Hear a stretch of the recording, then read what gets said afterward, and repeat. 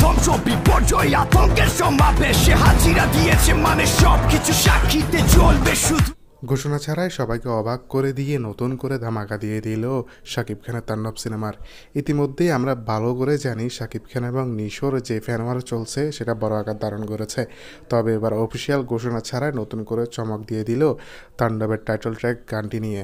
এটা বেশ ভালো লেগেছে, পুরো রক্ত গরম হয়ে গেছে এবং কি সিনেমাটিতে কী কী থাকছে সেটারও একটা ছোটোখাটো আমরা রূপ দেখতে পেরেছি। সব মিলিয়ে শাকিব খানের ক্যারিয়ারের অন্যতম হাইপ সিনেমা হতে যাচ্ছে তাণ্ডব সিনেমাটি।